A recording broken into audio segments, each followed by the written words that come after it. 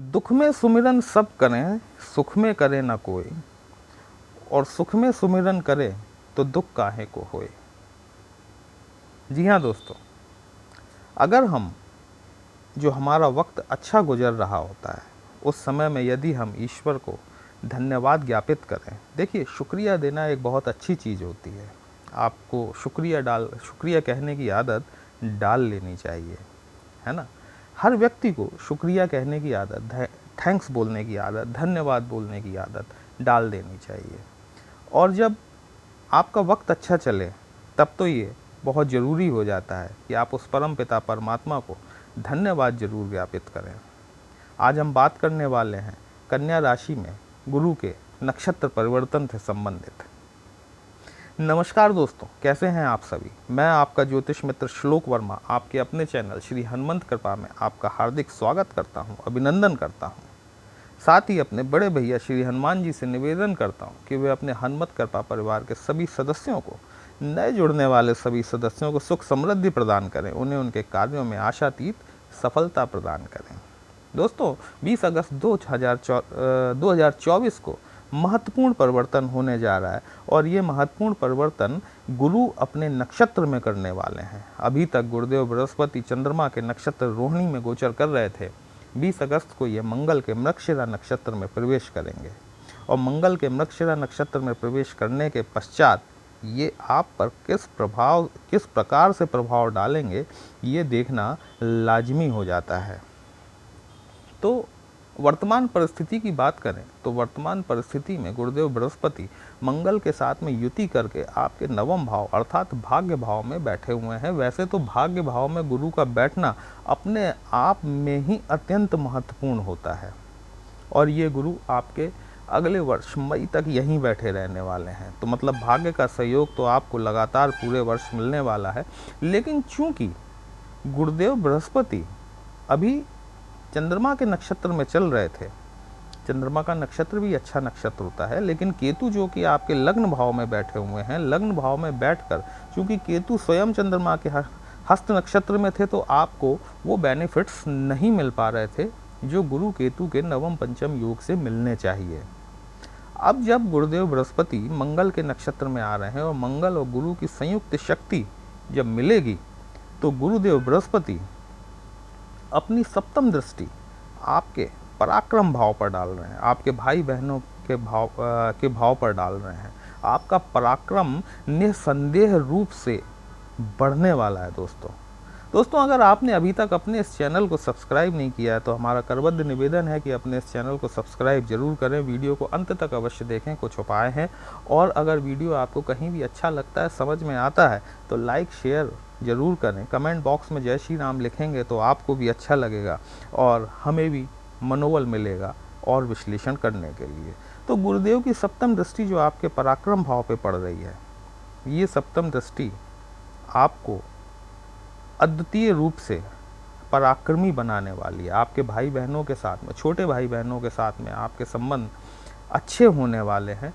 आप social media के तहत, यदि आप सोशल मीडिया में काम करते हैं जैसे कि इंस्टाग्राम हुआ, फेसबुक हुआ, यूट्यूबर हैं आप, तो आपको निश्चित तौर पर एक नई ऊंचाई हासिल हो सकती है इस गोचर के दौरान। गुरुदेव की नवम दृष्टि आपके पंचम भाव पर पड़ रही है। पंचम भाव आपकी संतान का होता है, एजुकेशन का होता है, लव और रोमांस का होता है, शेयर मार्केट, स्टॉक मार्केट से रिलेटेड होता है।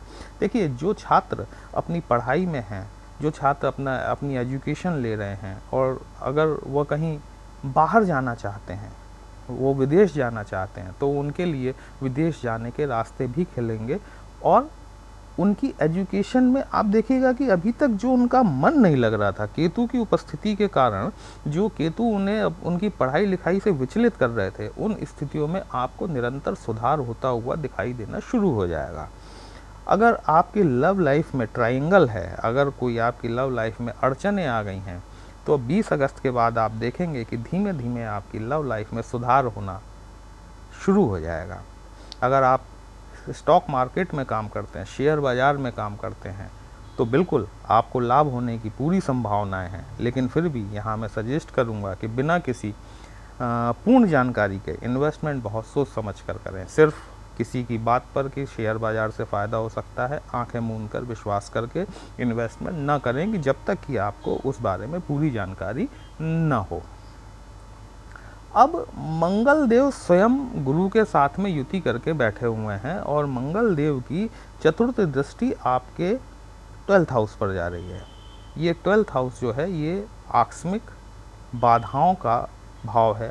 थोड़ा बहुत आपको यहाँ पर आकस्मिक लाभ की जगह हानि देखने को मिल सकता है, हॉस्पिटलाइजेशन पे खर्च हो सकता है ना। तो उन चीज़ों पे आपको ध्यान देना निहायत ज़रूरी है। गुरुदेव की पंचम दृष्टि जो है वो आपके लग्न पर जा रही है। लग्न अर्थात आप स्वयं, और आप स्वयं जब हैं तो गुरुदेव बृहस्पति आपके व्यक्तित्व में वो निखार ले आएंगे, वो आपको प्रतिभा प्रदान करेंगे कि जो भी आपकी तरफ देखेगा वो आपसे प्रभावित हुए बिना नहीं रह पाएगा। इस गोचर के दौरान गुरुदेव बृहस्पति आपकी वाणी को सुमधुर करेंगे। आप देखिए, अगर आप, मैं कहता हूँ कि अगर आप सोशल मीडिया से रिलेटेड है ना, तो ये जो वक्त है, ये जो पीरियड है, ये आपके छा जाने का पीरियड है। आप प्रयास करके देखिए, ये जो गुरु का जो गोचर हो रहा है, जो नक्षत्र परिवर्तन हो रहा है, निश्चित तौर पर ये बहुत ज़्यादा लाभदायक साबित होने वाला है, क्योंकि गुरु की जो नवम पंचम का जो योग केतु के साथ में बना हुआ है, अभी तक आपको केतु का जो सहयोग नहीं मिल पा रहा था, अब कम से कम उस योग में तो आपको 50% प्रॉफिट होना, मतलब 50% आपको रिजल्ट्स पॉजिटिव देखने को मिलने शुरू हो जाएंगे। मंगल की जो सप्तम दृष्टि है वो आपके पराक्रम भाव पर पड़ रही है। पराक्रम भाव पर भी गुरु की दृष्टि पड़ रही है, दोनों की संयुक्त दृष्टि है, ठीक है। इसी तरह से मंगल की अष्टम दृष्टि जो है वो आपके चतुर्थ भाव अर्थात सुख स्थान पर पड़ रही है, जो कि आपके भूमि भवन वाहन से संबंधित है। गुरु के साथ संयुक्त रूप से मंगल आपके इन चीज़ों को, आपकी भूमि भवन वाहन आप लेना चाह रहे हैं या आप क्रय विक्रय करना चाह रहे हैं, निश्चित तौर पर आपको फ़ायदा दिला सकते हैं। अगर आप भूमि के कारोबारी हैं, अगर आप ब्रोकर हैं, आप ज़मीन से संबंधित ब्रोकरशिप का काम करते हैं, तो इस गोचर के दौरान में आप देखेंगे कि निश्चित तौर पर आपको प्रॉफिट मिलने की संभावनाएं ज़्यादा बढ़ जाएंगी। और एक और महत्वपूर्ण परिवर्तन हो रहा है जो कि 22 अगस्त को होने जा रहा है। 22 अगस्त को बुध वक्री हो जाएंगे। वक्री होकर ये आपके चूँकि जो बुध होते हैं ना, वो आपके कर्मेश होते हैं, कर्म भाव के स्वामी होते हैं और आपके लाभ भाव में प्रवेश करेंगे। जब आपके लाभ भाव में प्रवेश करेंगे तो कर्म का स्वामी जब लाभ भाव में आएगा तो स्वाभाविक बात है कि आपका लाभ बढ़ना तय है। तो इतनी सारी चीज़ें, अच्छी चीज़ें आपके साथ होने जा रही हैं। आपको इसके लिए उस परम पिता परमात्मा का शुक्रगुजार जरूर होना चाहिए, आपको उसे धन्यवाद जरूर देना चाहिए। लेकिन क्या ये चीज़ें सभी के साथ होंगी? क्वेश्चन मार्क, कि क्या ये चीज़ें सभी कन्या राशि के जातकों के साथ होंगी? नहीं, ऐसा नहीं है, क्योंकि आपकी नेटल चार्ट अर्थात आपकी जन्म पत्रिका में गुरु और मंगल की स्थिति क्या है, वो किस तरह से बैठे हुए हैं, वो आपके कारक हैं, बाधक हैं अथवा मारक हैं, वो आपके नेटल चार्ट से ही समझ में आता है ना। तो वैसे एक नॉर्मल वे में देखा जाए तो ये स्थितियाँ लाभकारी हैं, और यदि गुरु मंगल की स्थिति आपकी पत्रिका में शुभ है और शुभ नक्षत्रों में है तो निश्चित तौर पर यह गोचर आपको अत्यंत लाभकारी परिणाम देकर जाएगा। तो दोस्तों, आपको आज का विश्लेषण कैसा लगा? यदि आपको अच्छा लगा हो तो अपने इस चैनल को लाइक शेयर सब्सक्राइब जरूर करें। अगर आप हमसे अपनी पत्रिका का विश्लेषण कराना चाहते हैं तो हमारा व्हाट्सएप नंबर थंबनेल में दिया गया है, आप हमसे कांटेक्ट कर सकते हैं। आपकी समस्या का समुचित समाधान करने का प्रयास किया जाएगा। चलिए फिर मिलते हैं एक नई राशि के साथ, तब तक के लिए जय श्री राम।